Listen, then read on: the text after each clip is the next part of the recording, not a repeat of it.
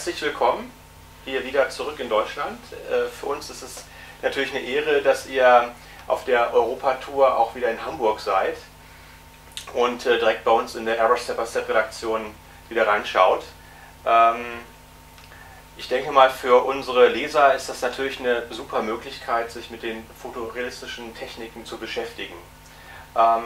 Ich habe ein paar Fragen an euch, vielleicht zu eurer Tour.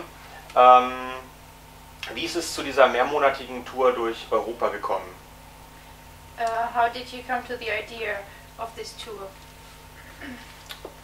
Well, I always wanted to tour with Eddy because he's a fantastic artist and a great theoretician with color, and I have a lot of respect for him. So I've always wanted to have an excuse to tour with him, and the situation became available. So And I always wanted to tour with you, so that was a good occasion. Yeah, it worked out. Aber was ist das Besondere an eurer Tour? Was wollt ihr den Kursteilnehmern vermitteln? What is special about your tour? What do you want to teach? Well, there's a lot of exciting things going on with this tour.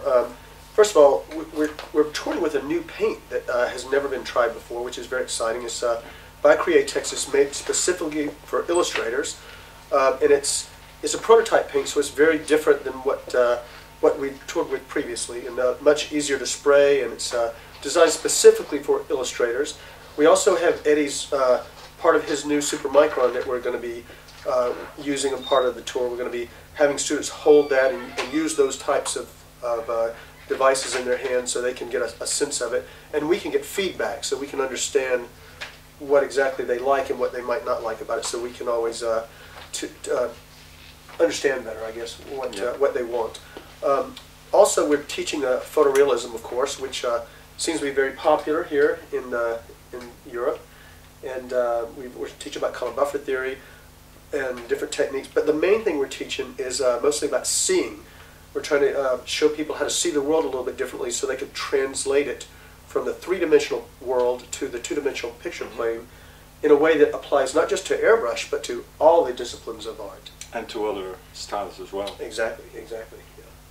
Ja, vielleicht eine ganz schwierige Frage mal an euch. Warum ist das fotorealistische Malen gerade im Bereich der Airbrush-Illustration so beliebt? Why is photorealistic painting so popular, especially in the for airbrush illustration? It's a great question. I think that photorealism represents probably the highest level of achievement for an artist, and it creates a great challenge. It's very difficult to do to do it right, and I think artists are drawn to that because they feel if they can accomplish that, they've really had a great measure of themselves or their artistic ability. And I think that you can. Eddy probably agrees that you can.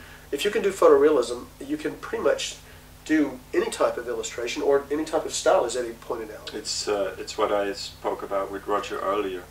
It's basically the ability to control reality is what photorealism is all about. And if you can control reality, then it's just a question of adding your own handwriting to create other styles. So in my opinion, it's also the best way or the most objective way to teach a specific technique, because it's non-biased. If you can recreate reality, you know when you see it. So it's not an opinionated art form, you could say, right? Right, I agree. Welche Standorte werden von euch besucht und wie macht ihr das mit den ganzen Sprachen? Where will you be within your tour, and how will you manage all the languages? Well, Eddy will help me with the languages because I'm the language expert. I speak English and Great. Yeah, barely. You're learning some German. A few words. I won't repeat them here, and some a little. I can understand Spanish a little bit. So between us, we hopefully have things covered here. 7 languages. I think you speak 7 languages. I speak maybe half a language. From here, though, we leave for Denmark. Then we're going to Belgium, which is Eddy's home area, and then we go to Italy, and then to Spain, I believe, and then I'll head home. I think we have 14 workshops lined up. Yeah, at a period of 3 months. Yeah, about that, yes. Sind die Workshops ausgebucht? Können sich eventuell Teilnehmer noch bei euch melden? und wie können die euch kontaktieren?